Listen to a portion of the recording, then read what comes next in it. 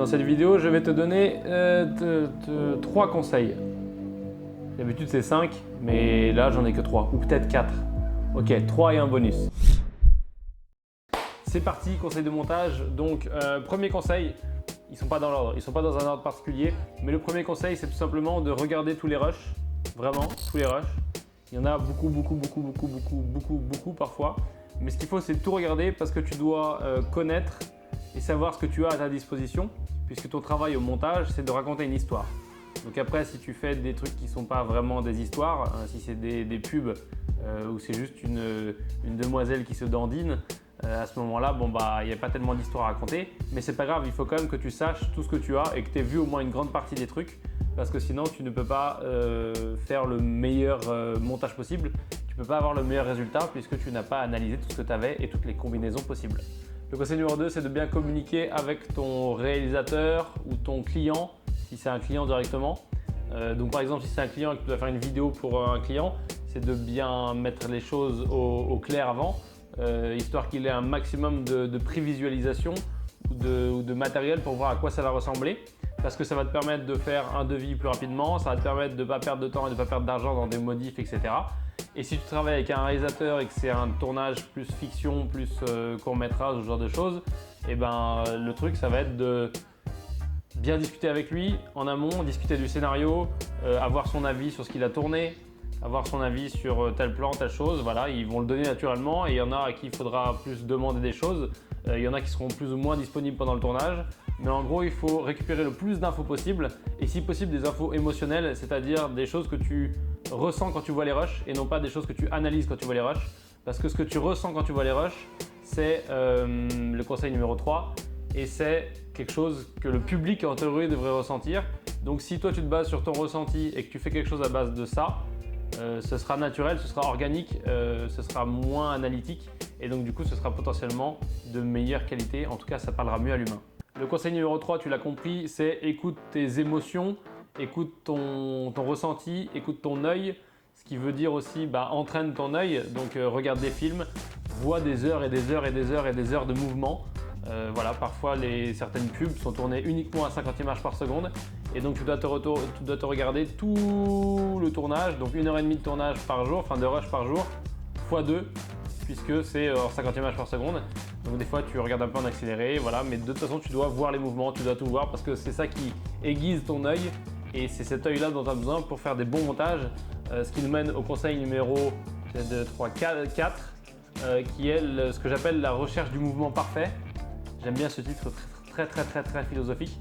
Mais en gros, comment démontrer le mouvement parfait? Il faut que je te montre un exemple et on va aller voir un exemple tout de suite. Le mouvement parfait, je ne sais même pas si ça existe vraiment, genre si on a un terme pour ça plus professionnel, c'est indescriptible. Mais je vais te montrer un exemple. Je pourrais te montrer plein d'autres exemples pour que ce soit plus simple, plus clair et surtout, parce que celui-là c'est pas forcément le meilleur exemple. Mais l'autre jour quand je travaille avec un client, sur une pub, une petite vidéo qu'on est en train de faire pour leur page Facebook, tout ça, c'est pour la marque de lunettes Shinywood. J'ai vu un truc et je me suis dit tiens ça serait le bon exemple et donc du coup c'est pour ça que tu vois j'ai changé, hein, j'ai attendu pour pouvoir faire cette vidéo avec le bon exemple, enfin un meilleur exemple, enfin un exemple qui me… bref.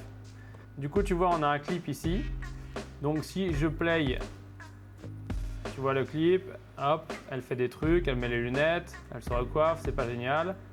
Et là tu vois qu'on a vu un truc, d'ailleurs j'ai sélectionné, si je vais à mon point in, on fait play, voilà. Là, moi, c'est ce que j'appellerais le mouvement parfait. Là, on a un clip super long de la fille qui fait des mouvements, qui fait des choses. Voilà, je la dirigeais, j'étais derrière la caméra. Et donc, du coup, il y a un moment où elle fait un truc qui est assez, pas voluptueux, mais qui est assez beau, qui est assez élégant, qui a un mouvement avec un début et une fin. Et tout simplement, quand tu le regardes et que tu le montes, ça te paraît agréable. Voilà, ça te paraît être le bon mouvement, être assez dynamique, être assez harmonieux. Et donc du coup je vais te montrer comment je l'ai mis dans le montage. Donc extrait du montage, on commence ici, on fait play. Donc voilà, tu vois que là j'ai mis le plan, uniquement le petit bout du plan, j'ai sélectionné que les quelques images qu'il me fallait pour faire ce petit montage.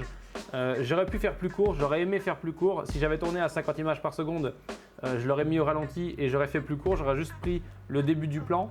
Donc j'aurais juste pris, à mon avis, les cheveux ou quand elle remet les lunettes. Donc à 50 images, ça serait plus agréable. Voilà, les lunettes, ça pourrait être pas mal par exemple. Mais le problème, c'est qu'après une lunette, elle enchaîne avec un secouage de tête, bref, elle enchaîne avec un autre mouvement. Et donc l'idéal quand tu shootes comme ça des modèles, des trucs, c'est de décomposer au maximum les mouvements ou d'être lent, c'est-à-dire que si tu fais remise des lunettes, tournage de tête comme ça, derrière ça va être compliqué, sauf si tu es tourné au ralenti. Tu peux utiliser tes images au ralenti.